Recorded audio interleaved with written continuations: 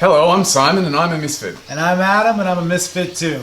So why do we call ourselves misfits? Well, personally, I never felt like I was put on this world for any specific reason. You look at history's famous names like Mozart or Leonardo da Vinci, or even in more recent times, Michael Jackson. All of these people have been, they as children knew exactly what their calling was, and they had a particular talent that drove their life forward. I've always envied people like this, and it's not necessarily the huge greats like the names I listed, but even people at school who seemed to know what their calling was in life. They knew they were going to be a doctor, or they knew they were going to be an artist. So I felt like I've never had this, and while I can fit into anything, I really need to work hard at it. How about you, Adam?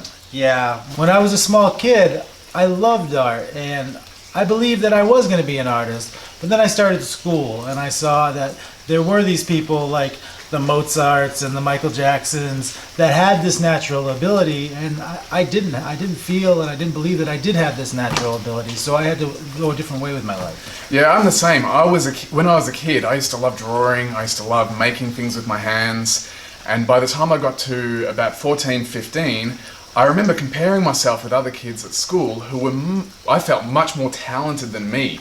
And I even remember telling myself at that age that, okay, I'm not cut out to be a creative person. Like, I'm kidding myself. There are so many better people out there than me. So I took a very different turn in life, a turn with zero creativity.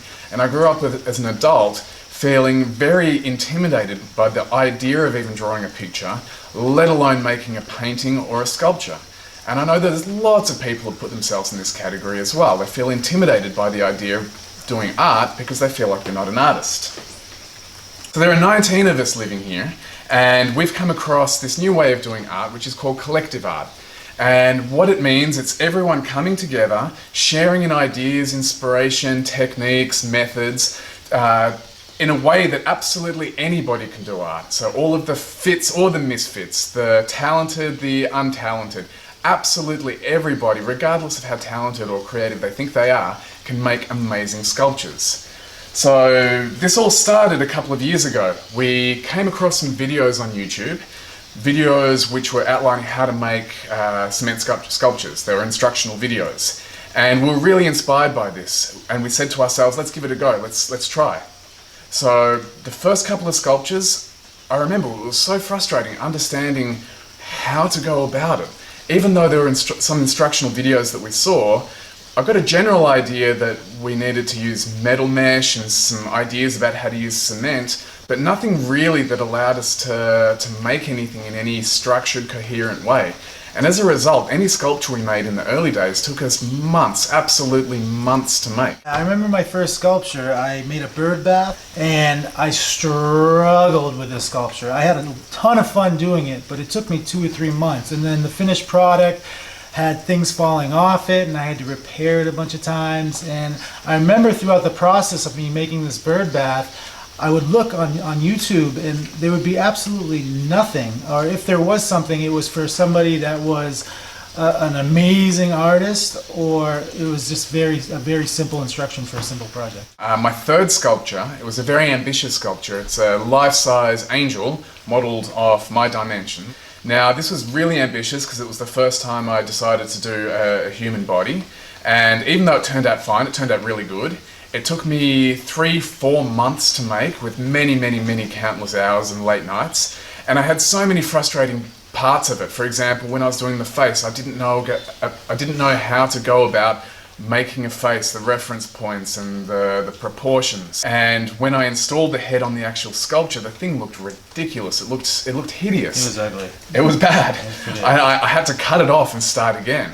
So there were so many cases like this. I mean, it turned out great, but it took a long time with a lot of frustration. In YouTube, there's all kinds of instructional videos. I mean, you're a carpenter. Have you found clear step-by-step carpentry instructions on YouTube. YouTube was my school. Like if I needed to build something and I didn't quite know how to do it, or if I needed to tile a bathroom and I'd never tiled a bathroom before, I knew I could go to YouTube, I could find a step-by-step video that would like bring me through the whole project. But when it came to like cement sculpting, there was just nothing out there. But the thing is, all 19 of us here have lived the same story when it comes to sculpting. We've all had our own little tricks that we've invented, our own ways of doing things, our own methods, but this is not the point of it. I mean, humanity is all about learning from one another. So in the same way, we have combined everything that we've learned and created a way that absolutely anybody can use to make amazing sculptures every time. This is why we're making these videos. Yeah, and we've made thousands of mistakes, but we definitely this is the great thing about this process is we've taken everything that's worked from 19 people, which is like 100, 150 different methods, and combined them and made a simple step-by-step video so you guys at home don't have to struggle like we have. The plan is we're going to make a life-size sculpture of an old pensioner, a man who's sitting down on a rock feeding birds from his hand. So we'll have a sculpted bird on his hand and another sculpted bird on his shoulder. We're going to start from scratch, but we're going to divide the sculpture into 8 main parts. So the 8 steps are going to be the head, the torso, the arms, the legs, hands, feet, butt, and thighs, basically. But we're going to use Adam for our dimensions. And as we do this, we're going to show you how to do the measurements so that the work that you do is correct and proportional and looks realistic. So the first thing we're going to need is one 50-pound bag of cement. You can get this at any local hardware store, Home Depot, Lowe's. It's going to cost you around $5. The second thing we're going to need is 2 50-pound bags of sand, and make sure it's a very fine sand. It's going to cost you around $6. Now, for the structure of our sculptures, like the internal structure, we're going to need galvanized mesh, and we need it in 2 dimensions. Number 1 is the 1-inch mesh, and make sure it's 19 gauge. Now, you can go a little bit thicker and a little bit thinner, but don't go extremely thick or extremely thin. You go too thick, it's going to be hard to bend, and if you go too thin, it's going to be brittle and it's not going to be able to hold much cement or much weight.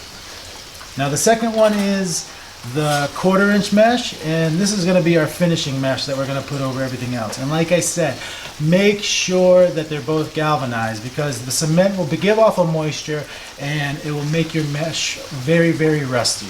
Yeah, and the gauge for this guy is 23 gauge, so 19 and 23.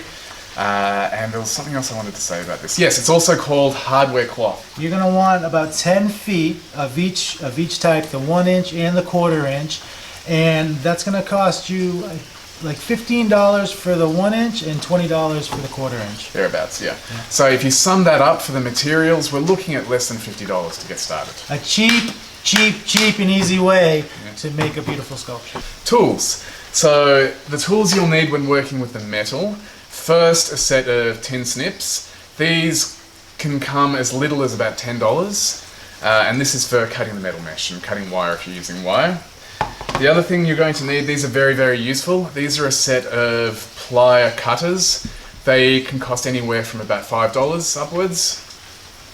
And one small set of needle nose pliers. This is a 5-inch set of pliers with a very, very fine needle nose. I recommend finding the finest needle nose you can find on the market, because this makes it easier when working with the fine mesh. So that's it in terms of working with the metal. When it comes to working with cement, we have spatulas, or putty knives they're also called. You can buy a 3-pack, I've seen them online for like $10. There's small spatulas that we use for the finer cement. They come in various shapes and sizes, but I've seen a 5-pack, for example, on Amazon for as little as $2 or $3, and you're fine with a really cheap set of these. You don't need to splash out and get an expensive set. We need surgical gloves. It's not good to make your hands come into contact with the cement. It's a corrosive material, so if you have some gloves, this is going to be great for protecting your hands. And this is basically it in terms of materials. These sum up to less than $50 if you're buying the cheapest on the market, and the cheapest are fine. And so your first project is going to cost you about $100. But the good thing is once you make the initial investment in all the tools, you can take $50 off your next project. And you also have tools for the house if you don't already have them, which are useful for all kinds of uses. Yeah. So that's basically it. That's all we wanted to cover in the first video. As we go through the next parts, we're going to give specific instruction around measurement and tactics and methods for working with mesh and working with cement. That's all we have to say for now. Stay tuned. The next video, we're going to actually do the metal construction to make a head. I'm Adam, I'm a misfit. And I'm Simon, I'm a misfit too. Come be a misfit with us.